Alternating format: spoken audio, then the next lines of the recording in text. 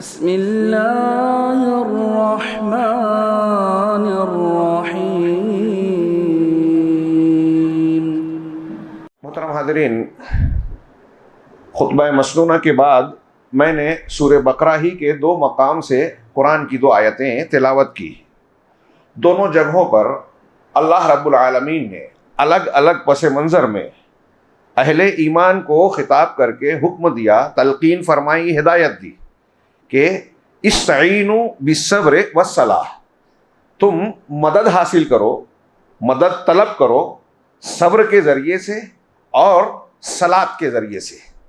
یہاں آگے بڑھنے سے پہلے یہ ذکر کر دوں کہ تم مدد پاؤ۔ ہم سورہ فاتحہ میں پڑھتے ہیں ایاک نعبد و ایاک نستعین، کہ ہم صرف تیری ہی عبادت کرتے ہیں اور صرف تجھ سے مدد طلب کرتے ہیں۔ تو استعانت بھی اللہ رب العالمین سے ہی کی جائے، یہ عبادت کا حصہ ہے، اور اللہ رب العالمین پر توکل ہے۔ لا حول ولا قوت الا باللہ کہنے کا نتیجہ ہے کہ ہم اللہ سے مدد مانگتے ہیں، یہاں تک کہ عبادت میں بھی اگر اللہ کی توفیق نہ ہو تو اللہ رب العالمین کی عبادت بندہ ٹھیک سے کر نہیں سکتا۔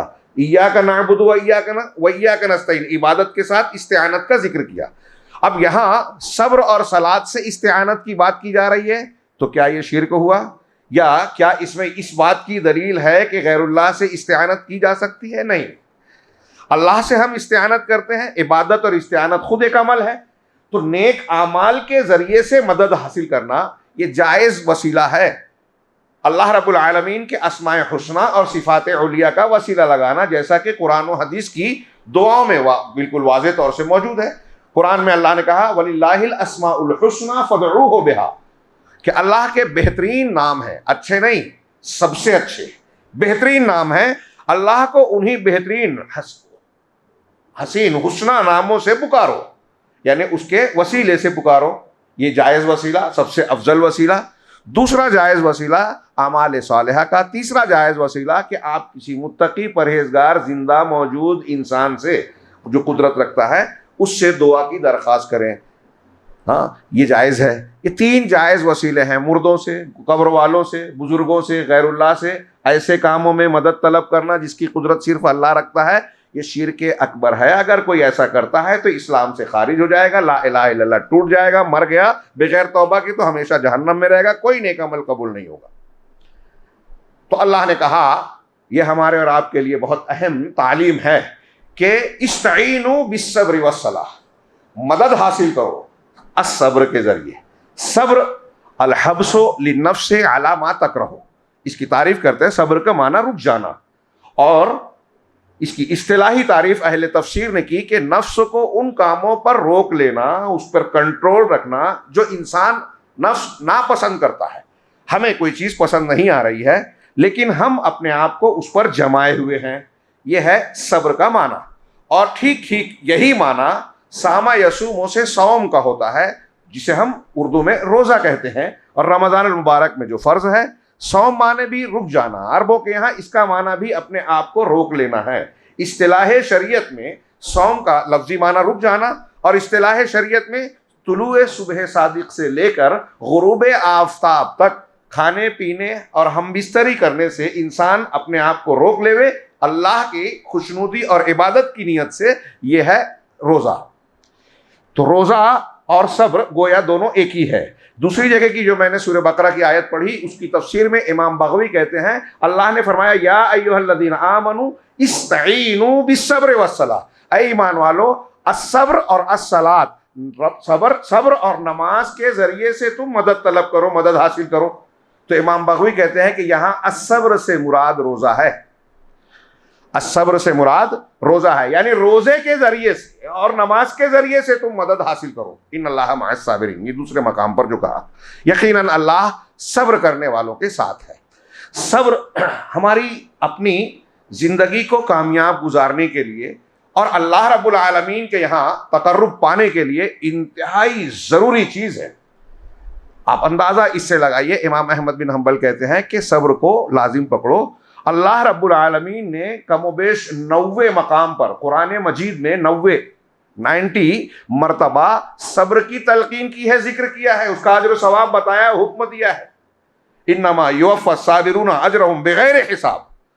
صبر کرنے والوں کو، جس میں روزہ بھی آ گیا، صوم لی وانا اجزی بہ کو اس کی تشریح سے جوڑ دیجئے، صبر کرنے والوں کو ان کا اجر بے حساب دیا جائے گا، پورا پورا بلکہ بھر کر دیا جائے گا. 90 مقامات پر قرآن مجید نے یہ حکم دیا ہے، صبر کا ذکر کیا ہے، حکم دیا ہے. اور حضرت علی رضی اللہ تعالی عنہ کہتے ہیں کہ الصبر من الایمان بمنزلۃ الرأس من الجسد. صبر کا تعلق ایمان سے ایسا ہے جیسے جسم کے ساتھ، دھڑ کے ساتھ سر کا تعلق ہے. سر کو جسم سے، دھڑ سے الگ کر دیا جائے تو انسان مردہ اور بیکار ہو جائے گا، لاش بن جائے گا، کوئی کام کا نہیں. ٹھیک اسی طریقے سے اگر ایمان کے ساتھ صبر نہ ہو تو پھر ایمان کا کوئی معنی نہیں رہ جائے گا، ایمان بچے گا نہیں. صبر کی ضد نوحہ و ماتم ہے، صبر کی ضد اللہ سے شکوہ و شکایت ہے. آدمی دل سے شکایت کرے کسی فیصلے پر، اللہ کے کسی حکم پر، یا زبان سے کہے، یا عمل کے ذریعے سے بال نوچے، گال پیٹے، وہ کپڑا پھاڑے، نوحہ و ماتم جس کو ہم کہتے ہیں، یہ سب صبر کی ضد ہوگی. اللہ کے رسول صلی اللہ علیہ وسلم نے فرمایا کہ النیاحۃ علی المیت، یہ میری امت میں 2 چیزیں کفر کی ہوگی، اس میں سے ایک چیز کا ذکر کیا، میت پر نوحہ کرنا. یہ نوحہ صبر کی ضد ہے، اور صبر کی جو ضد ہے اللہ کے رسول نے اسے کفر کہا. اس کا مطلب صبر ایمان ہے. سورہ ہود میں آپ قرآن مجید میں اکثر آیت پڑھتے ہیں الا الذین آمنوا وعملوا الصالحات، مگر وہ لوگ جو ایمان لائے اور نیک عمل کیا. سورہ ہود میں اللہ نے ایک تناظر میں کہا کہ الا الذین صبروا وعملوا الصالحات لہم مغفرۃ واجر عظیم، کہ جن لوگوں نے صبر کیا اور نیک اعمال کیے ان کے لیے مغفرت ہے اور اجر عظیم ہے. یعنی یہاں اللہ رب العالمین نے صبر کی جگہ، ایمان کی جگہ صبر کا ذکر کیا. کتنی اہم چیز ہوئی. اور اگر آپ دیکھیں تو ہم زندگی میں جو بھی خوبی یا اسلام پر عمل کرنے کے اعتبار سے جن چیزوں کی تلقین اللہ نے، رسول اللہ صلی اللہ علیہ وسلم نے کی ہے، اسے اگر اختیار کرتے ہیں تو اس میں صبر کی ضرورت ضرور پڑتی ہے. مثال کے طور پہ آپ کو اللہ رب العالمین نے جو کچھ دیا ہے اس پر قناعت کرنی ہے کہ ہم کو اللہ نے امیر رکھا، غریب رکھا، کالا بنایا، لڑکا بنایا، لڑکی بنائی، ہندوستان میں پیدا کیا، سعودی عرب میں پیدا نہیں کیا، فلاں جگہ، جیسا بنایا، جہاں بنایا اس پر میں خوش ہوں، راضی ہوں. اس کے لیے صبر کی ضرورت ہے. آپ کو تکلیف ہے، ضرورت ہے، لوگوں کے سامنے ہاتھ نہیں پھیلا رہے ہیں، خودداری ہے، شرم و حیا ہے، تعفف ہے، اس کے لیے صبر کی ضرورت ہے. میدان جنگ میں مقابلے کی ضرورت ہے. ہمیں ایک چیز نظر آتی ہے، ایک ہے میدان میں جنگ لڑنا، ایک ہے سماج اور معاشرے میں رہ کے دلائل سے جنگ لڑنا. ہمیں ایک چیز نظر آتی ہے کہ ہمارے بڑے صاحب جو ہیں، سیٹھ صاحب ہیں، سماج کے بڑے اثر رسوخ والے ہیں، غلط کام کر رہے ہیں، بے ایمانی کر رہے ہیں، سودی لین دین کر رہے ہیں، بہن کا بیٹی کا حق مار رہے ہیں. ہم ان کو سمجھا سکتے ہیں، لیکن سیٹھ صاحب نہیں بول رہے ہیں. اس سمجھانے کے لیے کہ جو ہوگا ہوگا، ناراض ہوں گے، ان کا ناراض ہونا گوارا ہے، اللہ ناراض ہو یہ گوارا نہیں. یہ سوچ کے آدمی بہادری کا مظاہرہ کرتا ہے، ان کے غلط فیصلے کا انکار کرتا ہے، انکار منکر کرتا ہے، سمجھاتا ہے، دلیل دیتا ہے. اور یہ چیز دعوت و تبلیغ میں بھی فٹ آتی ہے. ہمارے یہاں لوگ دعوت و تبلیغ کا کام کرتے ہیں لیکن میٹھی میٹھی سنتیں بتانے کے چکر میں رہتے ہیں. ایسی بات جو کسی کو بری لگے، نہ بیان نہ کرو، اختلافی مسئلہ ہے. اب اختلافی مسئلہ شرک اور توحید کو بھی بنا دیا تو اسے بیان نہیں کرنا ہے. یہ اللہ کے انبیاء کرام سے بھی زیادہ با اخلاق بننے چلے ہیں کہ اللہ کے نبی جن کو مکہ کے سارے مشرکین اور پورا معاشرہ صادق و امین کہتا تھا، جیسے ہی توحید کی دعوت دی، شرک کا رد کیا، پورا معاشرہ جو مخالف ہو گیا.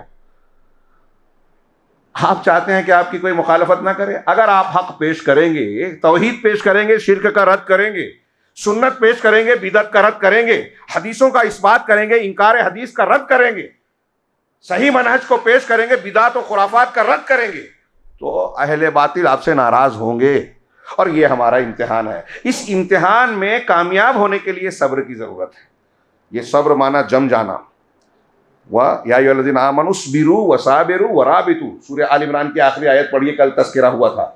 ایمان والو، صبر کرو، ایک دوسرے کو صبر کے ساتھ تھامے رکھو، اور اللہ کے راستے میں قربانیاں دینے کے لیے تیار رہو، جہاد کے لیے تیار رہو، مرابطہ کرو، لڑنے کے لیے، سچائی کا ساتھ دینے کے لیے، حق باطل کا رد کرنے کے لیے. یہ ہاتھ سے، زبان سے بھی ہوتی ہے تردید. اور واتقوا اللہ لعلکم تفلحون، اور اللہ سے ڈرتے رہو تاکہ تم فلاح پا جاؤ۔ نعمت پر شکر ادا کرنا ہے۔ مومن کا معاملہ اللہ کے رسول نے فرمایا، صحیح مسلم کی حدیث آپ نے بہت مرتبہ سنی، عجبا لامر المؤمن، مسلمان کا معاملہ بڑا عجیب ہے، اس کا سارا معاملہ خیر ہی خیر ہے۔ اللہ کے رسول صلی اللہ علیہ وسلم کا فرمان ہے، اگر خوشی ملتی ہے تو شکر ادا کرتا ہے، یہ اس کے لیے خیر ہے۔ اگر پریشانی، مصیبت، تکلیف اور غم ہے تو صبر کرتا ہے، یہ اس کے لیے خیر ہے۔ پورا کا پورا معاملہ خیر ہی خیر ہے۔ لیکن صبر اور شکر ایک دوسرے کی ضد ہے، لیکن شکر کرنے کے لیے بھی صبر کی ضرورت ہے۔ اللہ تعالیٰ نے مسلمانوں کی، مومنوں کی، متقیوں کی صفات جو بیان کی ہے، اس میں ایک صفت یہ بتائی کہ وَإِذَا مَا غَضِبُوا، ہاں، جب غصہ آتا ہے تو کنٹرول کرتے ہیں، ہاں، اور اگر کوئی غلطی کر دے تو معاف کرتے ہیں۔ وَالْكَاظِمِينَ الْغَيْظَ، غصہ پی جانے والے ہیں، اور وَالْعَافِينَ عَنِ النَّاسِ، اور لوگوں کو معاف کرنے والے ہیں۔ چھوٹی بات نہیں ہے، ہاں، غصہ آ جائے اور اپنے آپ پر کنٹرول رکھنا۔ اللہ کے رسول نے کہا پہلوان وہ نہیں جو کسی کو پچھاڑ دے، وہ ہے جو غصے کے وقت قابو رکھے۔ ہم میں سے اکثر لوگ قابو نہیں رکھتے، اور روزے کی حالت میں جب یہ حکم دیا گیا، روزہ ایک طریقے سے اپنے آپ پر کنٹرول کرنے کا نام ہے۔ اللہ کے رسول صلی اللہ علیہ وسلم نے کہا کہ جب کوئی تم سے روزے کی حالت میں گالی گلوچ کرے، جھگڑا کرے، تو تم یہ کہہ دو انی صائم، میں روزے دار ہوں، میرا روزہ مجھے روکتا ہے کہ میں تمہاری اس بدتمیزی اور گالی گلوچ کا جواب دوں۔ وہ تقوی کی تعلیم دیتا ہے، میں صبر کر رہا ہوں، روک رہا ہے روزہ۔ تو میں یہ عرض کر رہا تھا کہ ہم کو غصہ پینے کے لیے صبر کی ضرورت ہے، خودداری کے لیے صبر کی ضرورت ہے۔ طاقت مل گئی، بیوی نے غلطی کی، ہاں، بچے نے غلطی کی، ہمارے مزدور نے، ہمارے ماتحت ملازم نے غلطی کی، اسے معاف کر دینا ہے، اس کے لیے صبر کی ضرورت ہے۔ والدین ہم پر زیادتی کر رہے ہیں، اللہ تعالیٰ نے کہا کہ والدین کو اف نہ کہو، جھڑکنا مارنا دور کی بات ہے، گھر سے نکالنا دور کی بات ہے، ان کو اف نہ کہو۔ یہ اف نہ کہنے کی کوشش کرنے کے لیے صبر کی ضرورت ہے۔ غور کرتے جائیے، اپنی مقصد، اپنی خواہش پر دوسروں کی خواہشات کو ترجیح دینا، جس کو ہم ایثار و قربانی کہتے ہیں، اس کے لیے صبر کی ضرورت ہے۔ اس طریقے سے میں نے جو مثالیں دی ہیں، لمبی بات ہو سکتی ہے، یہ سمجھانے کی کوشش کر رہا ہوں کہ کوئی بھی نیکی کرے، کسی بھی شریعت کے حکم پر عمل کرنا چاہیں، وہاں کسی نہ کسی شکل میں صبر کی ضرورت ہے، بہادری میں، خودداری میں، قناعت میں، معاف کرنے میں، ہاں، ہر چیز میں صبر کی ضرورت ہے۔ صبر کے بغیر ہم شریعت پر عمل نہیں کر۔ اسی لیے اہل علم نے کہا صبر 3 قسموں کا ہوتا ہے، 3 قسم کا ہوتا ہے۔ ایک ہے نیکی پر صبر، یعنی اللہ رب العالمین اور اللہ کی اطاعت کرنے کے لیے ہمارا دل نہیں چاہ رہا ہے، فجر کی اذان ہو رہی ہے، دل نہیں چاہ رہا ہے بستر چھوڑیں، اطاعت کرنی ہے، ہم نے چھوڑ دیا۔ روزہ رکھنے کا موڈ نہیں ہو رہا ہے، دل نہیں ہو رہا ہے، لیکن روزہ رکھ رہے ہیں۔ تو یہ نیکی کرنے پر اپنے آپ کو ابھارنا، چاہے نفس اس کو ناپسند کر رہا ہے، جن کاموں کو نفس ناپسند کر رہا ہے، دل نہیں چاہ رہا ہے، لیکن اللہ کا حکم ہے مان لینا، یہ بہت جگہ ہوتا ہے۔ میری آنا ایک آدمی میرا چھوٹا ہے یا کوئی ایسا جس کو میں کمتر سمجھتا ہوں، مجھے کہہ رہا ہے کہ اللہ اور رسول کا یہ حکم ہے، میں کہتا ارے یہ جمعہ 8 دن کا بچہ مجھے بتائے گا، میں عالم ہوں، میں اتنا تجربہ کار ہوں، میں فلاں ذمہ دار ہوں، عہدے دار ہوں، میں اس کی بات کیسے مان لوں؟ اس انانیت اور عجوب نے کتنے مسائل کو حل ہونے سے روک رکھا ہے۔ ہماری جماعتوں کے اختلاف، گھروں کے اختلاف، رشتہ داروں کی قطع تعلق، رشتہ داریاں کاٹ رکھی ہے۔ اس لیے مسئلہ حل ہو سکتا ہے، قرآن و حدیث کو ماننے کے لیے، جھکنے کے لیے آدمی تیار ہو اللہ کے لیے۔ ہاں، یہاں بھی دیکھیے صبر کی ضرورت ہے۔ تواضع، من تواضع للہ رفعہ اللہ، اللہ کے رسول نے فرمایا جو اللہ کے لیے جھکتا ہے، تواضع اختیار کرے گا، اللہ اس کو بلندی دے گا۔ لیکن ہم اکڑتے ہیں نفس کے لیے، یہ ابلیس کا کام ہے، فرعون کا کام ہے۔ ابا واستکبر، اللہ نے کہا آدم کو سجدہ کرو تو فسجد الملائکۃ کلھم الا ابلیس، سارے فرشتوں نے سجدہ کیا، ابلیس نے نہیں کیا۔ وہ فرشتہ نہیں تھا لیکن مخاطب تھا، آگے کے سیاق بتا رہا ہے قرآن۔ کیوں نہیں کیا؟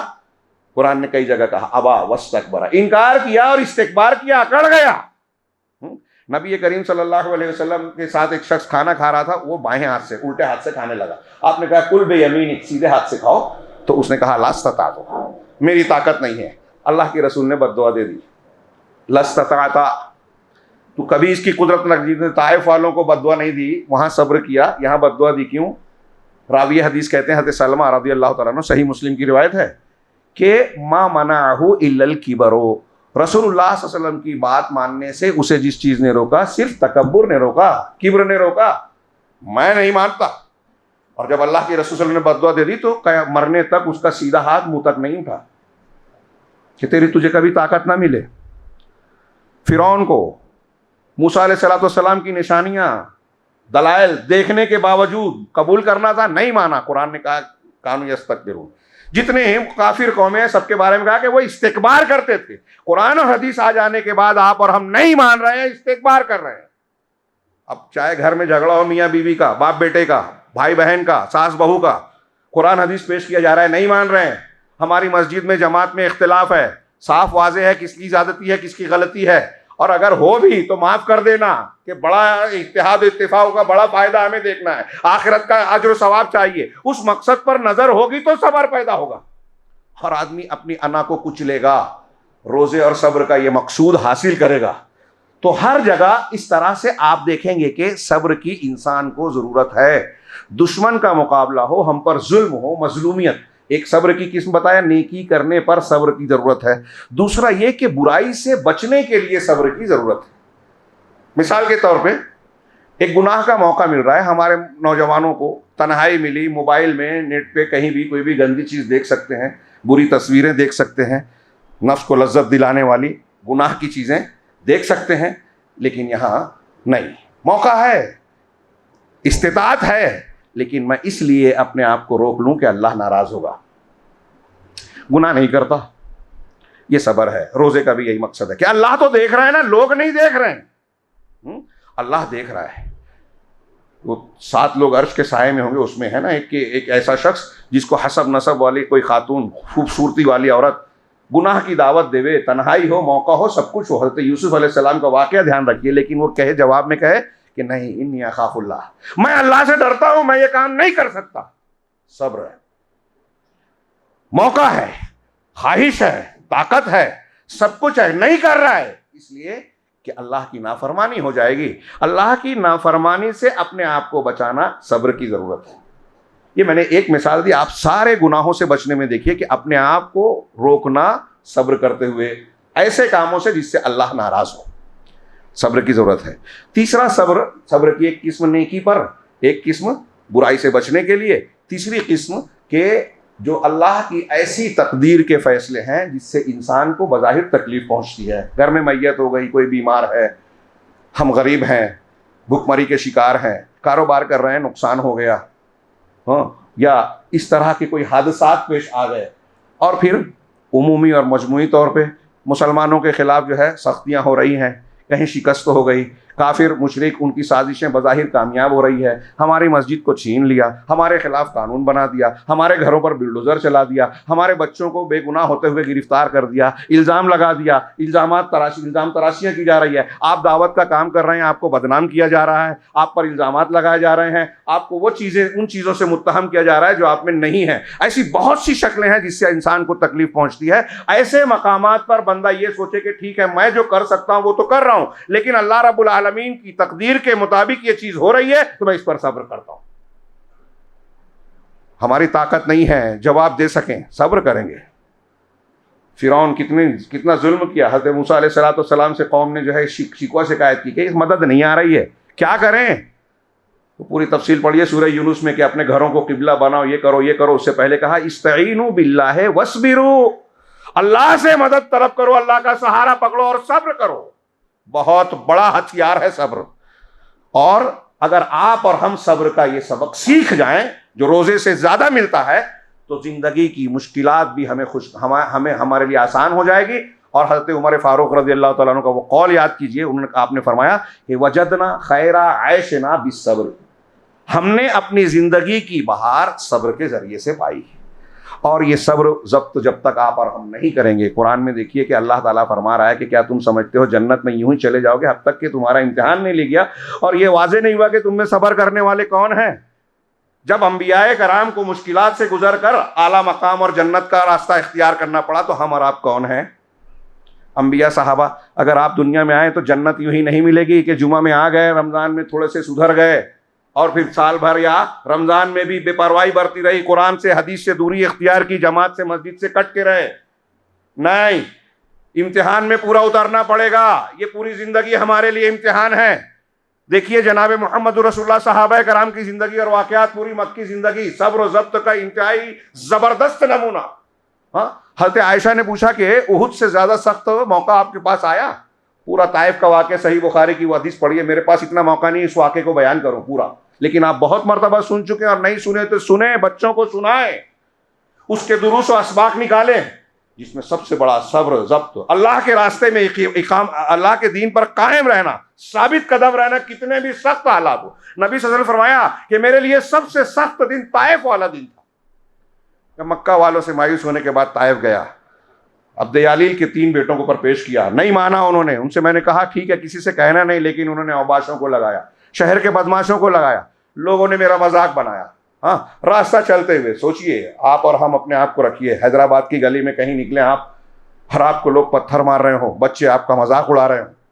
ہاں, لوگ کیسے, سید المرسلین, خاتم النبیین, اللہ کے نبی جناب محمد رسول اللہ صلی اللہ علیہ وسلم, جس سے بڑھ کر دنیا میں کوئی انسان پیدا نہیں ہوا, ان کے ساتھ یہ سلوک کیا جا رہا ہے. راستہ چلتے ہوئے پتھر مار رہے ہیں, مذاق اڑا رہے ہیں, جملے کس رہے ہیں. ہاں, جوتیوں میں خون بھر گیا, ہم پڑھتے ہیں. ہاں, اللہ کے نبی صلی اللہ علیہ وسلم کو کس لیے دعوت دے رہے ہیں. بخاری ہی کی روایت ہے. ہاں, مکہ میں آپ کے گلے میں چادر ڈال کے کھینچا ابن ابی عقبہ بن ابو معیط اور ابو جہل وغیرہ نے. ہاں, آپ کی نسیں تن گئی. ابو بکر صدیق نے دوڑ کر روکا اور کہا اتریدون ان تقتلوا رجلا یقول ربی اللہ, کیا تم ایک ایسے آدمی کو قتل کرنا چاہتے ہو, مار دینا چاہتے ہو, جس کا کہنا یہ ہے کہ میرا پروردگار اللہ ہے. اس کا اتنا ہی جرم ہے کہ وہ توحید کی دعوت دے رہا ہے, اللہ تعالیٰ کی ربوبیت کا اعلان کر رہا ہے, تم اسے مار دینا چاہتے ہو. طائف میں اتنی سخت حالات سے چھوڑیے ہمارے رب کے ساتھ اس کا 5%, 2% کوئی سلوک کرے دعوت کے راستے میں, جماعت چھوڑ دیتے ہیں ہم, اختلاف ہو جاتا ہے, راستے بدل دیتے ہیں, گھر بیٹھ جاتے ہیں. کہ اتنی تکلیف کون جھیلے گا, علماء ہوں, عوام ہوں, الا ماشاء اللہ. ہمارے لیے کیا اس معاملے میں نبی کریم صلی اللہ علیہ وسلم اسوہ حسنہ نہیں ہے, یہ سنت نہیں ہے دعوت کی, یہ سنت کہ سچائی اور توحید پیش کرنے کے لیے اذیتیں تکلیفیں جھیلنی پڑے.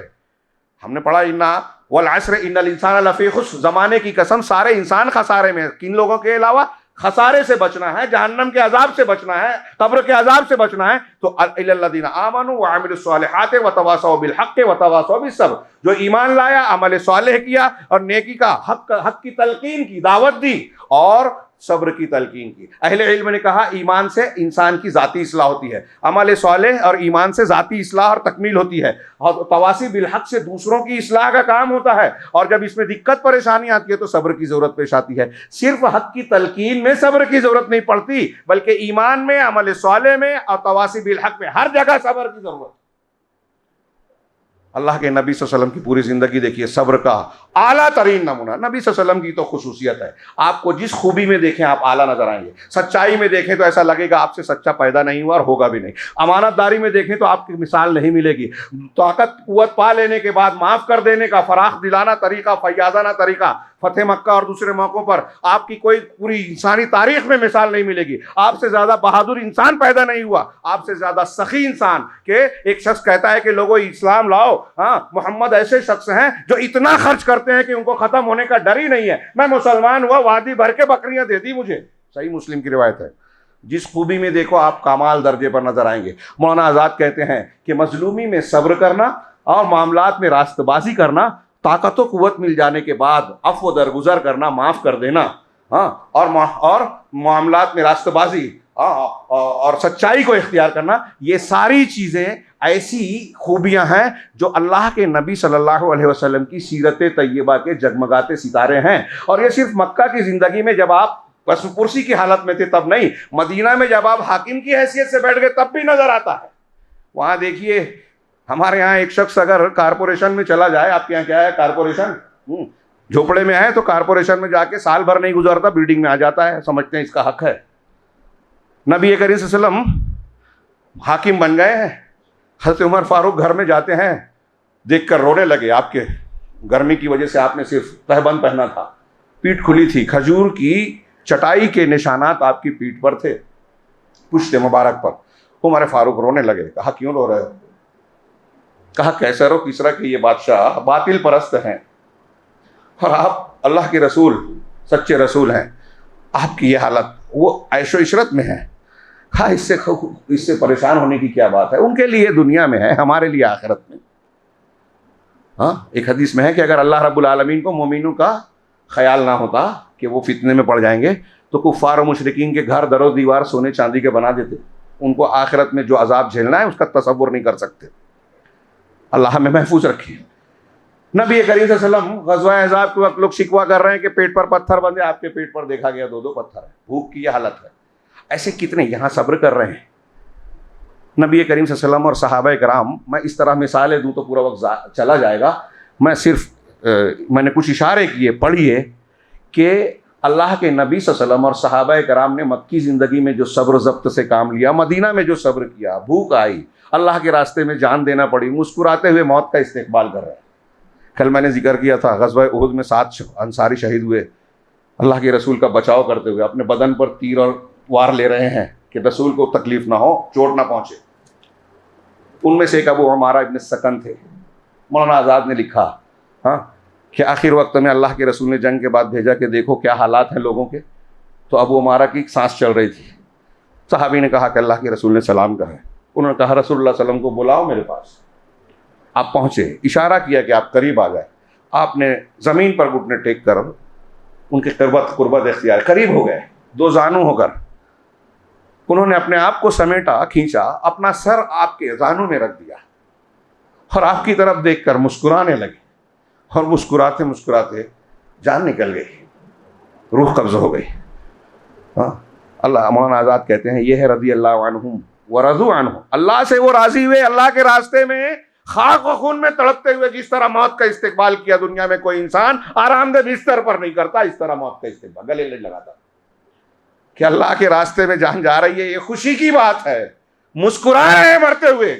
یہ ادا کہاں سے آئی؟ یہ صبر کا، یہ بلکہ صبر کے مقام پر شکر کا جذبہ کہاں سے آیا؟ جب یہ آدمی ان مراحل سے گزرتا ہے، صبر کی بھٹی میں اپنے آپ کو اس طرح تپاتا ہے، تب اللہ رب العالمین انسان کو کندن سونا اور اعلیٰ قسم کا مقام عطا کرتا ہے، کندن بناتا ہے. ہم اگر چاہتے ہیں کامیاب ہوں تو صبر کی بھٹی سے گزرنا پڑے گا. ہم قربانی دینے کے لیے تیار ہی نہیں. روزہ ہم سے ٹھیک سے رکھا نہیں جاتا. اب اسی صبر کے حوالے سے روزے پر آئیے. روزہ 3 درجے کا اہل علم نے بیان کیا. ایک اعلیٰ عام سا روزہ جس کی ابھی ہم نے تعریف کی، عوام کا یا عام روزہ، کہ آدمی پیٹ اور شرمگاہ کی یعنی بھوک پیاس اور ہم بستری وغیرہ اس کی شہوت پر روک لگا دے صبح صادق سے غروب آفتاب تک، کہ ہم کھانے پینے سے اپنے آپ کو روک لے رہے ہیں، بیوی سے اور بیوی شوہر سے اپنے آپ کو روک لے رہے ہیں. یہ ایک روزہ عوام کا ہے. اس سے اوپر کا خواص کا روزہ یعنی خاص روزہ جس کے لیے ضرورت ہے. وہ روزہ کیا ہے کہ آپ صرف یہ کھانے پینے اور شہوت سے نہیں بلکہ گناہوں سے اپنے آپ کو، اپنی آنکھ کو گناہ سے روک لیں، گندی چیز نہ دیکھیں، موبائل پر کوئی کارٹون، کوئی فلم، کوئی ٹی وی سیریل وغیرہ وغیرہ، یا کوئی گندی چیز. اپنے کان سے گندی باتیں نہ سنیں، اپنی زبان سے گندی باتیں نہ کہیں، غیبت نہ کریں، جھوٹ نہ بولیں، چوری نہ کریں. چوری عمل میں آ گیا، جھوٹ نہ بولیں، اور کوئی گندی بات گالی گلوچ نہ کریں. یعنی گناہوں سے اپنے آپ کو روک لیں. یہ دوسرے درجے کا روزہ ہوا، یہ خواص کا ہے. اور یہ بھی بہت ضروری ہے روزے میں. اللہ کے رسول صلی اللہ علیہ وسلم، صحیح بخاری کی حدیث ہے کہ من لم یدع قول الزور والعمل به فلیس للہ حاجۃ فی ان یدع طعامہ وشرابہ. جو جھوٹ بات کو، دھوکے کی بات کو اور اس پر عمل کو نہ چھوڑے. یہ دھوکہ، جھوٹ، اور تو اس میں سارے گناہ آ گئے. ہمارے یہاں ایک ٹھیلے والا کیلا بیچ رہا ہے، پھل بیچ رہا ہے. اس سے جا کے کہتے ہیں کتنے درجن ہیں؟ وہ کہتا ہے کہ 50 روپیہ. سامنے والے نے کہا 40. کہا 40 میں خریدی نہیں ہے، حالانکہ خریدی اس کی 30 روپے میں. جھوٹ بول دیتا ہے. یہ اس درجے سے لے کر اونچے درجے تک جو لوگ دھوکہ دیتے ہیں کاروبار میں، لین دین میں، سود بھی آج کا لین دین کرتے ہیں، سب آ گیا زور میں. کہ جو زور کو، جھوٹ کو اور اس پر عمل کرنے کو نہ چھوڑے، فلیس للہ حاجہ ان یدع طعامہ وشرابہ، تو اللہ کو کوئی ضرورت نہیں ہے کہ اپنا کھانا پینا چھوڑے. بہت سے روزے دار ایسے ہیں جن کو کھانے، بھوک پیاس کے علاوہ کچھ ہاتھ نہیں لگتا. تو غیبت، چغلی، جھوٹ پر بات، بے ایمانی، حرام خوری، یہ سب چھوڑیے. روزے کی حالت میں جب ہم یہ کہہ رہے ہیں اپنے عمل سے کہ جو چیز اللہ تو نے جائز کی تھی اور روزے کی حالت میں منع کر دی ہم اس سے رک گئے، تو پھر عام حالات میں 24 گھنٹہ یا پوری زندگی پر جن چیزوں کو حرام کیا وہ ہم کیسے کر سکتے ہیں؟ جھوٹ بول رہے ہیں روزہ رکھ کے کہ اللہ تیرے لیے روزہ رکھا، اللہم لک صم، تو تیرے لیے روزہ نہیں، اللہ کے لیے نہیں رکھا، رسم کے لیے رکھا، عبادت کے لیے نہیں، عادت کے طور پر رکھا۔ اگر عبادت ہے تو یہ پورا مہینہ تربیت کرے گی۔ ہم کو توبہ کرنا چاہیے سودی لین دین سے، ہم کو توبہ کرنا چاہیے لوگوں کے حق مارنے سے، جو ہم چوریاں کرتے ہیں، جھوٹ بولتے ہیں، لوگوں کا حق مار کے رکھا ہے، اس کو صاف کرنا چاہیے، تب روزے دار ہوں گے۔ اور یہ اعلیٰ ترین روزہ کیا ہے؟ تیسرے درجے کا، یہ خاص لوگوں کا روزہ ہوا، اور خاص الخاص روزہ یہ ہوا کہ ہمارے دل اور خیالات بھی اللہ کے علاوہ کسی اور کے خیال سے آلودہ نہ ہو، ہماری فکر میں کوئی گندی بات سوچ میں بھی نہ ہے، خیال میں بھی نہ ہے، ہم غور کریں تو توحید پر، اللہ کے لیے، غیر اللہ کا کوئی تصور ہی نہ ہے۔ یعنی ایک ہے کہ جسمانی طور سے رک جانا، پھر اس کے بعد یہ کہ اعمال صالحہ کرنا، برائیوں سے رک جانا، اور تیسرا یہ ہے کہ خیالات پر بھی اتنا کنٹرول کر لینا کہ ہم سوچیں تو اللہ کے لیے سوچیں، توحید پر سوچیں، غیر اللہ کا خیال ہی نہ لائیں۔ کتنی ضرورت ہے ہم اندازہ نہیں لگتے۔ ہمارے یہ جو روزے نماز آتے ہیں یہ عبادات کے ساتھ ساتھ ہماری مدد کے لیے آ رہے ہیں۔ اللہ کہہ رہا ہے مدد حاصل کرو نماز سے اور روزے سے، صبر سے۔ ہمارے خلاف جو تحریکیں چل رہی ہے، سازشیں ہو رہی ہے، قانون بن رہے ہیں مسلمانوں پر، عرصہ حیات تنگ کیا جا رہا ہے، NRCCA اور فلاں بلڈوزر چلنا، یہ سارے خطرات ہیں۔ میں اکثر کہا کرتا ہوں کہ یہ دشمن ہمارے لیے خطرہ نہیں ہے، خطرہ ہمارے لیے ہمارے گناہ ہیں، اللہ کی ناراضگی ہے، ہم وہ کام کرتے ہیں جو اللہ رب العالمین سے ہم کو دور کرتے ہیں، یہ خطرہ ہے ہمارے لیے۔ پھر چونٹی سے بھی ڈرنا چاہیے اگر اللہ ناراض ہے، اور اللہ خوش ہے تو وقت کا نمرود ہو، فرعون ہو، امریکہ ہو، یورپ ہو، کوئی سپر پاور ہو، کوئی کچھ بال بیکا نہیں کر سکتے، کوئی کچھ بگاڑ نہیں سکتا۔ یہ عقیدہ اور ایمان ہونا چاہیے، اور یہ ہم کو روزہ سکھا رہا ہے، صبر سکھا رہا ہے۔ کیوں؟ اللہ کہہ رہا ہے کہ استعینوا بالصبر والصلاۃ، مدد حاصل کرو صبر اور صلاۃ کے، ان اللہ مع الصابرین۔ وقت کم بچا اس لیے آخری حصے پہ آ رہا ہوں، صبر پر کچھ باتیں اور کہنی تھی، اسے پھر کسی موقع پر۔ میں سمجھتا ہوں مقصود حاصل ہو گیا، لیکن یہ صبر آئے گا کیسے؟ نماز کی سے مدد کیسے حاصل کرے گا آدمی؟ ہمارے یہاں روحانی اسباب پر لوگوں کا بھروسہ کم ہو گیا ہے۔ اب دنیا داری کا مزاج ہے، تو اب ہم پڑھتے ہیں کہ اللہ کے رسول صلی اللہ علیہ وسلم کی بیٹی حضرت فاطمہ رضی اللہ تعالیٰ عنہ کے ہاتھ میں چھالے پڑ گئے، غلام مانگنے گئی، اللہ کے رسول صلی اللہ علیہ وسلم نہیں تھے، بہرحال وہ لمبا واقعہ صحیح بخاری میں ہے۔ حضرت عائشہ کو بتایا، گھر آ گئیں، رسول اللہ صلی اللہ علیہ وسلم آئے، حضرت عائشہ نے بتایا، ام المومنین نے، تو اللہ کے رسول اللہ حضرت علی حضرت فاطمہ کے گھر آ گئے، یہ بستر پہ تھے، ان کو روک دیا کہ ہاں لیٹے رہو، اور کہا کہ کیا میں تم کو ایسی چیز نہ بتاؤں جو غلام سے، ملازم یا خادم سے زیادہ بہتر ہے؟ کہا ہاں۔ کہا جب بستر پر آؤ تو 33 مرتبہ سبحان اللہ، 33 مرتبہ الحمدللہ، 34 مرتبہ اللہ اکبر کہو۔ میں اکثر سوال کرتا ہوں کہ آج ہمارے گھر میں آپ کی والدہ، آپ کی بیوی، آپ کی بیٹی، میرے گھر کی کوئی خاتون مجھ سے کہے، آپ سے کہے کہ واشنگ مشین لے آؤ، آپ کہیں سبحان اللہ الحمدللہ پڑھو، کیا جواب دے گی وہ؟ اللہ کے رسول اپنی بیٹی کو کہہ رہے ہیں۔ ہم سمجھتے نہیں ہیں غلام کا ہاتھ میں چھالا پڑنا، چکیاں پیس کر، اور سبحان اللہ الحمدللہ کا کنیکشن کیا ہے، تعلق کیا ہے؟ بہت تعلق ہے۔ یہ روحانی قوت دیتا ہے، صبر کی انسان کے اندر کیپیسٹی اور طاقت کو بڑھاتا ہے، حوصلہ دیتا ہے مشکلات کو جھیلنے کا، اور اس سے بڑھ کر اللہ سے تعلق جوڑ کر جو ہے برکت دلاتا ہے۔ اللہ کا ذکر کرنے کے قرآن و حدیث میں کم و بیش 100 فائدے بیان کیے گئے ہیں۔ 100، روزی میں برکت دینا، رزق میں برکت، عمر میں برکت، شیطان کا بھاگنا، دلوں کا مطمئن ہونا، الا بذکر اللہ تطمئن القلوب۔ قرآن و حدیث میں 100 سے زیادہ یا 100 کے لگ بھگ فائدے قرآن حدیث میں، وہ ہم سمجھتے نہیں ہیں، اس کو دھیان ہی نہیں دیتے۔ پیسہ چاہیے، مولوی صاحب کو رشتہ کیسے دیں، کیا گھمائے گا، کیا پھرائے گا، بینک بیلنس والا ہے تو اسے دیں گے، روحانی قوت پر نہیں ہے۔ ہمارے ہاں دنیا غیر مسلموں کی طرح دنیا دارانہ مزاج ہو گیا ہے، وہ سرکاری نوکری ہے، وہ آفیسر ہے تو وہ بہت اونچا عزت والا، مولوی ہے تو نہیں ہے۔ اخبار میں آتا ہے کہ فلاں IAS افسر بن گیا، بہت مبارکباد دی جاتی ہے، عالم علامہ PhD کر لیا، قرآن میں حدیث میں فقہ میں، اس کی وہ پذیرائی نہیں ہوتی۔ یہ وہ علم ہے جو انبیاء کا علم ہے۔ انبیاء کے علم کی قدر ہمارے نزدیک تھوڑی ہو گئی ہے. وقت نہیں ہے, میں واپس آتا ہوں, غور کیجئے, یہ ساری چیزیں ہمارے موضوع سے جڑی ہوئی ہیں. میں یہ عرض کر رہا تھا کہ یہ صبر روحانی طاقت ہے, نماز روحانی طاقت ہے, اور کبھی کبھی مادی قوت سے زیادہ اہمیت روحانی طاقت رکھتی ہے, یاد رکھیے گا. ہاں, اللہ کے رسول صلی اللہ علیہ وسلم سے ایک صحابی نے آ کے کہا کہ میں کاروبار کرتا ہوں, دھندا کاروبار, کمائی کرتا ہوں, میرا بھائی آپ کے مجلس میں بیٹھا رہتا ہے, آپ کے یہاں دین سیکھتا ہے, دینی کام کرتا ہے, میرا ساتھ نہیں دیتا.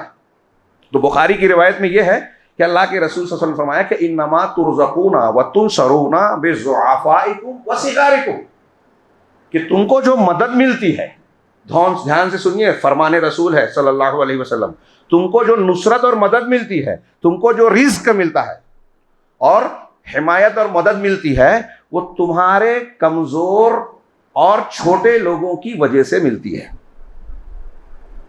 جو تمہارے گھر میں چھوٹے اور کمزور ہیں نا, آپ یہ مت سمجھیے کہ آپ کما کے کھلا رہے ہیں بیوی بچوں کو. بیوی بچوں کا حصہ اللہ نے آپ کے ہاتھ پہ دیا ہے.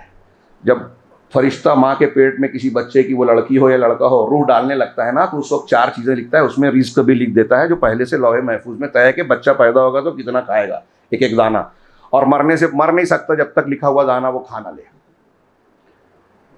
تو وہ اپنی روزی قسمت لے کے پیدا ہوتا ہے گھر میں. آپ شادی کر کے گھر میں کسی لڑکی کو لاتے ہیں تو اپنی قسمت لے کے آتی ہے, اور جب آپ کفیل ہیں تو اللہ اس کی روزی آپ کے ہاتھ پر دے رہا ہے. آپ سمجھ رہے ہیں آپ کما رہے ہیں, اس کی قسمت آپ کو مل رہی ہے.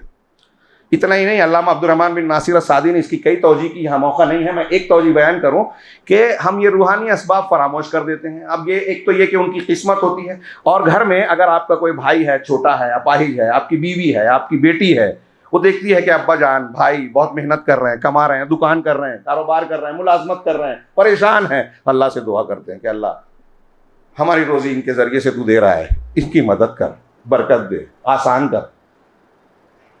ہم جو محنت کرتے ہیں اس سے کہیں زیادہ ان کی دعاؤں سے ہم کو ملتا ہے. ہم سمجھتے ہیں ہم کما رہے ہیں. یہ اللہ کے رسول صلی اللہ علیہ وسلم کی اس حدیث کا مطلب ہے. تو میں اس سے دلیل یہ دینا چاہتا ہوں کہ کبھی کبھی مادی اسباب جو ہم محنت مشقت کریں اس سے زیادہ اہمیت اور اثر روحانی اسباب میں ہوتا ہے. یہ روزہ ہم کو وہ روحانی قوت دیتا ہے, اللہ کا ڈر کہ اللہ ہم کو ہر جگہ دیکھ رہا ہے. ابھی آج جمعہ ہے, غسل کیا, روزے کی حالت میں کیا, ہاں ہم نے وضو کیا, کلی کرتے ہوئے احتیاط کیا گلے میں قطرہ نہ جائے, غسل کرتے ہوئے پانی منہ میں ناک میں سے گلے میں نہ اتر جائے. کیوں؟ جس کے لیے روزہ رکھا ہے وہ دیکھ رہا ہے. اللہ کی قسم یہی جذبہ زندگی کے 24 ہر موقع پر 24 گھنٹہ ہم نے سیکھ لیا تو ہم کیسے زنا کر سکتے ہیں, کیسے چوری کر سکتے ہیں, کیسے بے ایمانی کر سکتے ہیں, کیسے بیوی بچوں کا حق مار سکتے ہیں, کیسے جو ہے سودی لین دین کر سکتے ہیں. نہیں کر سکتے.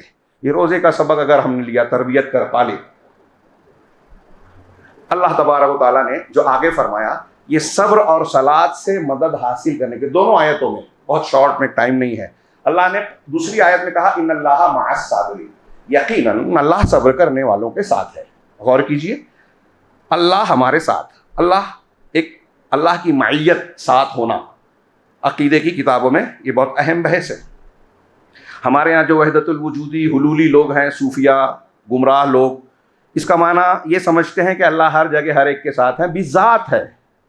یہاں تک کہتے ہیں کہ ہندو جس مورتی کی پوجا کرتا ہے اس میں بھی. یہ دنیا کا سب سے بڑا, سب سے گھناؤنا, سب سے بھیانک شرک ہے, جو اللہ کی ذات کو ہر جگہ مانتا ہے. اللہ کی ذات عرش کے اوپر ہے, اس کی 1 2 5 7 8 10 100 200 نہیں, 1000 دلیلیں ہیں. اور میں مبالغے میں نہیں کہہ رہا ہوں, علامہ ابن قیم نے, ابن ابی الحنفی نے لکھا ہے کہ کم و بیش 1000 دلیلیں ہیں قرآن حدیث کی کہ اللہ عرش پر مستوی ہے. لیکن یہ نہیں مانتے ہمارے یہاں ہندوستان میں بہت سارے بڑے بڑے پڑھے لکھے لوگ, تصوف سے جڑے ہوئے لوگ, آپ پوچھیں اللہ کہاں کہیں, ہر جگہ. غلط جواب ہے. اللہ اپنی ذات کے ساتھ عرش پر ہے, علم کے ساتھ, احاطے کے ساتھ, قدرت کے ساتھ ہر جگہ ہے. وہ احاطہ کل شیء علما, قرآن نے کہا کہ اللہ نے ہر چیز کو علم کے اعتبار سے گھیر رکھا ہے, احاطہ کر رکھا ہے. تو ایسے ہی معیت کا معنی یہ ہے کہ اللہ ہر ایک کے ساتھ علم اور قدرت سے تو ہے, لیکن جو صبر کرنے والے ہیں, ایمان والے ہیں, تقوی والے ہیں, ان کے ساتھ اللہ کی خصوصیت ہے. کیا؟ کہ اللہ کی مدد, نصرت, حفاظت, حمایت ان کے ساتھ ہے, خاص برکتیں ہیں, رحمتیں ہیں. تو ان اللہ مع الصابرین, جب بندے کو یہ پتہ چلے گا کہ اگر میں صبر کرنے والوں میں شامل ہو جاؤں تو اللہ میرے ساتھ ہوگا, تو وقت کی کوئی پریوار ہو، کتنا خرچ کرتا ہو، کیسا قانون بناتا ہو، بڑے سے بڑا ہتھیار بناتا ہو، کچھ بگاڑ اکھاڑ نہیں پائے گا اگر اللہ میرے ساتھ ہے۔ یہ کوئی معمولی بات نہیں ہے۔ حضرت موسیٰ علیہ الصلوۃ والسلام نے سے جب سامنے وہ سورہ اعراف میں نقشہ دیکھیے، سامنے سمندر ہے، پیچھے فرعون کا لشکر آیا، تو بنی اسرائیل نے کہا موسیٰ علیہ السلام سے، یا موسیٰ انا لمدرکون، ہم تو گھیر لیے گئے، ہم تو گھر گئے بھائی، نہ آگے راستہ نہ پیچھے بچنے کی جگہ، فرعون کا لشکر آ رہا ہے۔ تو حضرت موسیٰ نے کیا کہا تھا؟ کلا ان معی ربی سیہدین، ہرگز نہیں، میرے ساتھ میرا رب ہے جو مجھ کو راستہ دے گا۔ کتنا یقین تھا، نبی تھے، پیغمبر تھے، یہ یقین کا کچھ حصہ ہمارے اندر آ جائے کامیاب ہو جائیں گے۔ اللہ کے رسول صلی اللہ علیہ وسلم حضرت ابو بکر صدیق کے ساتھ غار میں ہیں، لوگ ڈھونڈتے ڈھونڈتے پہنچ گئے، ابو بکر صدیق ڈر گئے، بخاری کی روایت ہے، قرآن میں تذکرہ ہے سورہ توبہ میں۔ حضرت ابو بکر کہا کہ اللہ کے رسول اگر یہ پیر کی طرف دیکھ لے تو ہم پر نظر پڑ جائے گی۔ اللہ کے رسول نے کیا جواب دیا؟ لا تحزن یا ابا بکر ما ظنک باثنین اللہ ثالثہما، ابو بکر تمہارا ان دو کے بارے میں کیا خیال ہے جن کا تیسرا اللہ ہے؟ لا تحزن، ڈرو نہیں، غم نہ کرو، ان اللہ معنا، اللہ ہمارے ساتھ ہے۔ یہاں کہا اللہ صبر کرنے والوں کے ساتھ ہے۔ صحیح روزے کا فلسفہ سیکھ جائیے اور صبر کرنے والوں میں شامل کر لیجیے، اللہ ساتھ ہوگا۔ یہ عقیدہ ہوگا کہ اللہ ہمارے ساتھ ہے تو ہمارے اندر صبر کرنے کی قوت اور جذبہ پیدا ہوگا کہ ہم کو ایسا بننا چاہیے، اللہ کا ساتھ چاہیے تو صبر کرنا، اور صبر ہوگا تو مدد ملے گی۔ اب اس سے پہلی والی آیت پہ آئیے، سورہ بقرہ کی۔ اللہ نے فرمایا استعینوا بالصبر والصلاۃ، مدد حاصل کرو صبر اور صلاۃ کے ذریعے، صبر سے اور نماز سے۔ ان اللہ کیا ہے آگے اللہ نے فرمایا وَإِنَّهَا لَكَبِيرَةٌ، اور لیکن یہ جو نماز ہے یہ بہت سخت ہے، بھاری ہے، بوجھل ہے، إِلَّا عَلَى الْخَاشِعِينَ، سوائے ان لوگوں کے جو خاشعین ہیں۔ وقت صرف 3-4 منٹ ہے آخری حد میں خشوع پر بھی کچھ کہنا چاہتا تھا، موقع نہیں ہے۔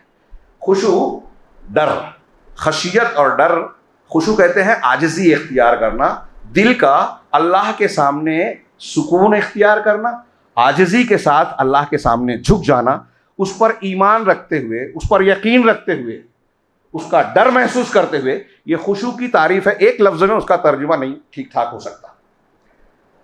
تو جو خاشعین ہیں، اللہ کی خشیت اور ڈر اور عاجزی اپنے اندر رکھتے ہیں نا، ان کے لیے یہ آسان ہے نماز، نیکیوں پر عمل کرنا، صبر کرنا۔ ہاں، کون لوگ ہیں خشوع کرنے والے؟ آگے قرآن نے کہا کہ الذین یظنون انہم ملاقو ربہم وانہم الیہ راجعون، کہ جو لوگ یہ یقین رکھتے ہیں کہ وہ اپنے پروردگار سے ملاقات کرنے والے ہیں، اپنے پروردگار سے ملاقات کرنے والے ہیں اور اسی کی طرف لوٹنے والے ہیں۔ علامہ عبد الرحمن بن ناصر السعدی کہتے ہیں کہ نیکیوں کو کرنے کا جذبہ ہمارے اندر پیدا نہیں ہوتا۔ ابھی رمضان ہے، کچھ لوگ شرما شرمی میں لوگ روزہ رکھ رہے ہیں تو میں بھی رکھ رہا ہوں، رکھنا پڑے گا اس لیے رکھتے ہیں۔ کچھ لوگ بعض نیکیاں مجبوراً کرتے ہیں، کراہتاً کرتے ہیں، یہ خشوع خضوع نہیں ہے، دل سے نہیں ہے۔ اگر آپ چاہتے ہیں کہ ہم دل سے شریعت کی پابندی کریں، روزہ رکھیں، نیکی کریں، صبر کریں، نماز پڑھیں، یہ نماز بھی قوت کا ذریعہ ہے، جو میزان ایمان ہے، ایمان کا پیمانہ ہے، جو نماز نہیں پڑھتا وہ ایمان کی کسوٹی پہ پورا نہیں اترتا، اللہ سے تعلق جڑتا ہے۔ یہ نماز برائیوں سے، فحاشی سے روکتی ہے، اور اس کے ثواب اور جو اجر و مقام ہے اپنی جگہ۔ تو یہ کب کرے گا آدمی؟ جب اندر دل میں خشوع ہوگا۔ خشوع کس میں ہوگا؟ یہ آیت کی روشنی میں کہہ رہا ہوں۔ اللہ نے آگے فرمایا کہ خاشعین کون ہیں؟ الذین یظنون انہم ملاقو ربہم، جنہیں یہ یقین ہے، یظنون کا ترجمہ یستیقنون ہے، جنہیں یہ یقین ہے کہ وہ اپنے پروردگار سے ملنے والے ہیں، سامنا ہونا ہے، مرنے کے بعد دوبارہ اٹھنا ہے، اللہ کے سامنے پیش ہونا ہی ہے، یقین ہے۔ وانہم الیہ راجعون، اور اس کی طرف لوٹ کر جانا ہی ہے، وہ دن آنا ہے، یوم الدین۔ جو کون سا دن ہے؟ اب اگر خشوع پیدا کرنا ہے تو قرآن نے اس دن کا نقشہ جگہ جگہ کھینچا ہے۔ میں 1-2 جگہ کی آیت بتا کر اشارہ کر کے بات کو ختم کروں۔ اللہ رب العالمین نے پہلے نفخے اور دوسرے نفخے کو ملا کر کہا سورہ حج کی پہلی آیت میں، یا ایھا الناس اتقوا ربکم، اے لوگو اپنے پروردگار سے ڈرو، تقوی اختیار کرو۔ ان زلزلۃ الساعۃ شیء عظیم، یقیناً قیامت کا زلزلہ بہت بڑی چیز ہے۔ یوم ترونھا، جس دن تم اس زلزلے کو دیکھو گے تو کیا کیفیت ہوگی؟ تذہل کل مرضعۃ عما ارضعت، ہر دودھ پلانے والی ماں اپنے دودھ پیتے بچے سے غافل ہو جائے گی۔ دنیا میں کوئی مصیبت تکلیف آتی ہے تو جانور ہو یا انسان، اور ماں اپنے بچے کو پہلے بچانا چاہتی ہے چاہے اپنے آپ کو خطرے میں ڈال دے۔ قیامت کا زلزلہ اتنا خطرناک اور شدید ہوگا کہ مائیں اپنے بچوں سے غافل ہو جائے گی۔ تذہل کل مرضعۃ عما ارضعت وتضع کل ذات حمل حملها، اور ہر حاملہ اپنا حمل گرا دے گی، کوئی بھی مادہ ہو اپنا حمل خوف اور دہشت کے معاملے گرا دے گی۔ وتری الناس سکارا، اور تم لوگوں کو دیکھو گے کہ وہ نشے میں ہیں، وما هم بسکارا، مستی میں ہیں، جھوم رہے ہیں، لیکن وہ نشے میں نہیں ہوں گے۔ ولکن عذاب اللہ شدید، لیکن اللہ کا عذاب بڑا سخت ہوگا۔ نقشہ اس وقت اس دن کا قرآن نے کیسے کیسے کھینچا ہے، کہیں ایک آیت پر بھی اگر ہم غور کر لیں تو ہمارے اندر خشوع پیدا ہو جائے۔ قرآن کی ایک آیت سورہ لقمان میں اللہ تبارک و تعالیٰ نے فرمایا یا ایھا الناس اتقوا ربکم، اے لوگوں اپنے پروردگار سے ڈرو، خشوع اور خشیت اختیار کرو۔ کیوں؟ واخشوا یوما لا یجزی والد عن ولدہ، اس دن سے ڈرو جب کوئی باپ اپنے بیٹے کے کام نہیں آئے گا۔ کوئی باپ، چھوٹا بچہ جب چھوٹا ہوتا ہے تو ہر معاملے میں اپنے باپ کو اپنے مسائل کا حل سمجھتا ہے، بڑا ہونے کے بعد بھی وہ سہارا بنتا ہے، لیکن قیامت کے دن باپ بیٹے کے کام نہیں ہوگا۔ ہاں، ولا مولود هو جاز عن والدہ شیئا، اور کوئی بیٹا اپنے باپ اپنے والد سے کچھ بھی، شیئا کہا، ایک لمحہ کچھ بھی کام نہیں آئے گا۔ اکرمہ کہتے ہیں کہ ایک نیکی اور آدھی نیکی باپ اپنے بیٹے سے، شوہر اپنی بیوی سے مانگے گا، کوئی نہیں دے گا، ایک نیکی، جن کے چکر میں حلال حرام کی تمیز لوگ ہم کھو دیتے ہیں۔ قیامت کے دن یہ رشتہ داریاں کام نہیں آئے گی۔ کہا بیٹا باپ کے کچھ بھی کام نہیں گا۔ ان وعد اللہ حق، یقیناً اللہ کا وعدہ حق ہے۔ فلا تغرنکم الحیات، تو دنیا کی زندگی تم کو ہرگز دھوکے میں نہ ڈالے۔ یہ دھوکے میں پڑے ہیں بھائیو ہم لوگ، چکر میں یہ بنا لیں گے وہ کر لیں گے، کتنا بھی کچھ بھی بنا لو کچھ بھی کر لو، اگر آپ نے اپنے بچوں کو دین نہیں سکھایا، عقیدہ نہیں سکھایا، بہت بڑی پراپرٹی دے دی تو پھر بھی آپ نے ان کے ساتھ دشمنی کی ہے، کچھ نہیں دیا آپ نے، ضائع کر دیں گے۔ عمر بن عبدالعزیز نے اپنے بیٹوں سے کہا مرنے کے وقت میں زیادہ چیز نہیں چھوڑا، 11 دینار، 11 بیٹے تھے، 11 دینار چھوڑا۔ کہا زیادہ دولت نہیں چھوڑ رہا ہوں تمہارے لیے، لیکن مجھے اس کا دکھ نہیں ہے، کیونکہ اگر تم برے ہو تو میں اپنا پیسہ نہیں چاہوں گا کہ تم برائی میں خرچ کرو، اور اگر تم اچھے ہو تو مجھے فکر نہیں ہے، اس لیے کہ قرآن میں اللہ کا وعدہ ہے اللہ یتولی الصالحین، نیک لوگوں کا والی نگراں اللہ ہے، تم کو اللہ دیکھے گا۔ اور راوی کہتے ہیں کہ انتقال کے کچھ ہی دن بعد میں نے دیکھا عمر بن عبدالعزیز کے بیٹے لاکھوں کی تجارت کر رہے ہیں، ایک ایک دینار ایک ایک بیٹے کے حصے میں آیا تھا، لاکھوں کی برکت ملی نیکی کی وجہ سے۔ ہم اس نیکی کی قیمت ہی نہیں سمجھتے، یہی پڑھا رہے ہیں، یہی پڑھ رہے ہیں ہم۔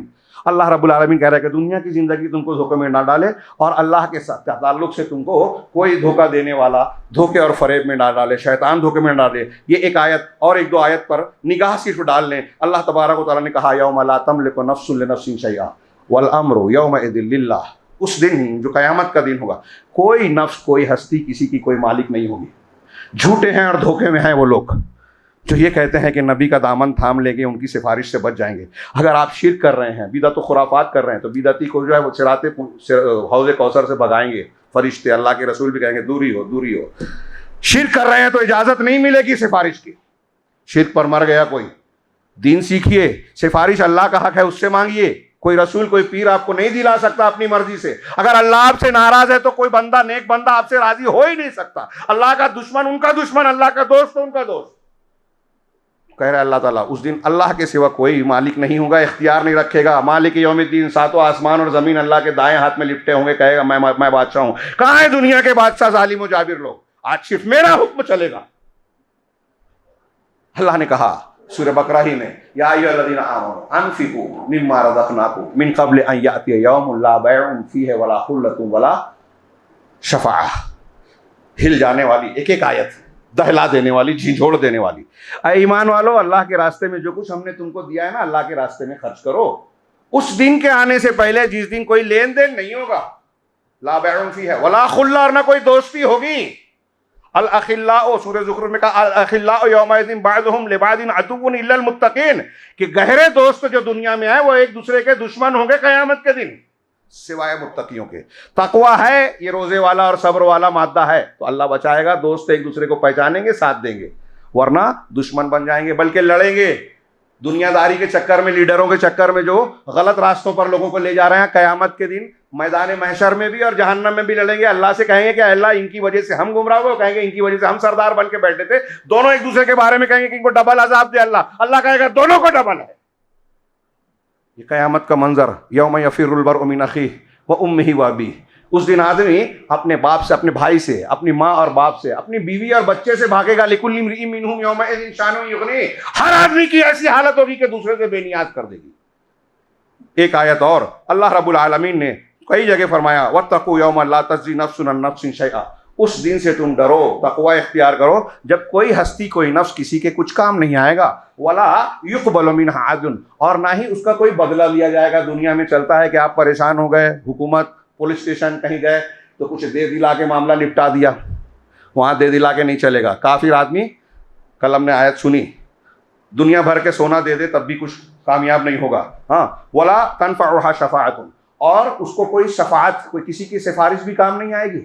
دنیا میں کسی کو لگا دیتے ہیں، بڑا لیڈر ہے، فلاں ہے، ہمارے تعلقات اچھے ہیں، وہاں یہ بھی نہیں چلے گا، ہاں شفاعت نہیں ہوئی۔ ولا هم ينصرون، اور نہ ہی ان کی مدد کی جائے گی۔ یوم لا ينفع مال ولا بنون، اس دن کسی کو اس کا مال یا بیٹے کام نہیں آئیں گے، الا من اتى اللہ بقلب سلیم، سوائے اس کے جو قلب سلیم، شرک سے، گناہ سے، خواہشات نفس کی کالودگیوں سے جس کا دل پاک ہو، ایسا دل جو لے کر آئے گا وہ کامیاب ہوگا۔ اور روزہ ہمیں ویسا بنانا چاہتا ہے، ہمارا تزکیہ کرنا چاہتا ہے، لہٰذا صبر اور نماز سے جو ہے مدد حاصل کرو۔ اگر آپ کو، ہم کو صبر کی قوت ملی ہے، ایمان کی قوت ملی ہے، تو آخری بات سورہ آل عمران میں کل ہم نے سنا کہ ان تصبروا وتتقوا لا یضرکم کیدہم شیئا، دونوں روزے میں جڑا ہوا ہے، صبر اور تقوی، کہ اگر تم صبر کرو گے اور تقوی اختیار کرو گے تو دشمنوں کی چالیں، سازشیں تمہارا کچھ نہیں بگاڑے گی۔ آج ہم بہت، ہمارے یہاں فقہ الواقع والے لوگوں کو ڈراتے رہتے ہیں، ان کی ایسی تنظیم بن گئی، ان کی یہ سازش ہے، ان کا پروٹوکول یہ ہے، ان کا ایجنڈا یہ ہے۔ کوئی ڈرنے کی ضرورت نہیں ہے، آپ صبر اختیار کیجئے، صبر اور تقوی ہوگا نا تو علامہ ابن تیمیہ کی طرح کہیں گے کہ میرے دشمن میرا کیا بگاڑ لیں گے۔ میرے دشمن، علامہ ابن قیم کہتے ہیں کہ وہ کہا کرتے تھے میرے دشمن میرا کیا بگاڑ لیں گے۔ ہاں، دنیا کی ایک جنت ہے، آخرت کی جنت میں وہی جائے گا جو دنیا کی جنت میں جائے گا۔ یہ آخری بات، آخرت کی جنت میں وہی داخل ہوگا جو دنیا کی جنت میں داخل ہوگا، اور میری جنت میرے سینے میں ہے، ایمان، تقوی، صبر، میری جنت میرے سینے میں ہے۔ میں جہاں کہیں جاتا ہوں میری جنت میرے ساتھ ہوتی ہے، تو میرے دشمن میرا کیا بگاڑیں گے۔ جب قید میں ڈالا گیا تو کہا یہ اگر مجھے قید کرتے ہیں تو یہ میرے لیے خلوت ہے، نعمت ہے، اور اگر یہ مجھے قتل کرتے ہیں تو یہ میرے لیے شہادت ہے، یہ مجھے جلا وطن کر کے شہر سے نکالتے ہیں تو یہ میری سیاحت ہے، میرے دشمن میرا کیا بگاڑیں گے۔ میرے اگر صبر ہے، تقوی ہے، وہ کیا بگاڑیں گے۔ مجھے جو کر رہا ہے، انہوں نے قلعے میں ڈال رکھا ہے، قید خانے میں، اگر میں اس قلعے کے وزن کے برابر سونا خرچ کروں تو مجھے اتنی قیمتی نعمت نہیں ملے گی جو انہوں نے میرے بغض میں کیا ہے۔ اگر دشمن غیر مسلم اسلام اور مسلمان ہونے کی وجہ سے ہم کو تکلیف دے رہا ہے تو یہ ہمارے لیے فخر کی بات ہے، اجر کی بات ہے۔ صبر کرنا سیکھیے، اور جب صبر کریں گے تو والعاقبۃ للمتقین، نتیجہ متقیوں کے حق میں ہوگا۔ اللہ رب العالمین صابرین کو، متقی پرہیزگار لوگوں کو رسوا اور ذلیل نہیں کرتا۔ ہم رسوا اور ذلیل ہو رہے ہیں، اس کا مطلب یہ کہ ایمان صبر تقوی نہیں ہے۔ اگر ایمان صبر تقوی آ جائے تو پریشان تو ہوں گے، ذلیل نہیں ہوں گے۔ اللہ رب العالمین سے دعا ہے کہ وہ اس رمضان المبارک میں ہمیں اپنے دین سے جڑنے والا بنا دے، صبر کرنے والا بنا دے، متقیوں کے زمرے میں ڈال دے۔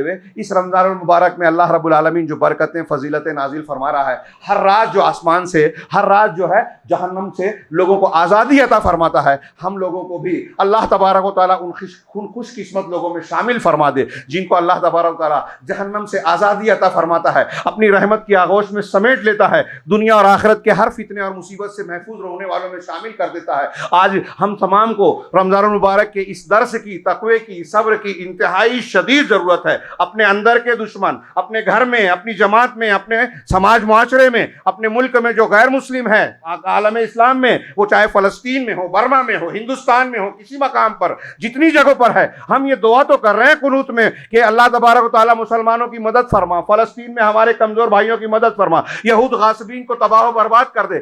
یقیناً ہم اگر کچھ نہیں کر سکتے تو صبر کے ساتھ دعا اور بد دعا تو کر ہی سکتے ہیں، یہ کرنا چاہیے۔ لیکن ساتھ میں ہمیں یہ سبق سیکھنا چاہیے، اللہ رب العالمین سے دعا کرنی چاہیے کہ پروردگار ہمیں ایسا بنا دے کہ ہماری یہ دعائیں اللہ کی بارگاہ میں قبولیت کا درجہ پائیں۔ دعائیں ہم مانگ رہے ہیں قبول نہیں ہو رہی ہے اس لیے کہ ہم میں حرام خور ہے، ہم میں ایسے کام کرنے والے ہیں جس کی وجہ سے دعا قبول نہیں ہوتی۔ پروردگار سے دعا ہے کہ ہمیں اس لائق بنا دے کہ ہماری کوئی دعا رائگاں نہ جائے، اللہ رب العالمین کے جناب میں بارگاہ میں ہماری دعائیں مقبول ہوں۔ اقول قولی ھذا واستغفر اللہ لی ولکم سائر المسلمین، فصلی اللہ علی نبینا محمد، بارک اللہ لنا ولکم فی القرآن المجید ونفعنا وإیاکم بالآیات والذکر الحکیم، انہ تعالی جواد کریم ملک۔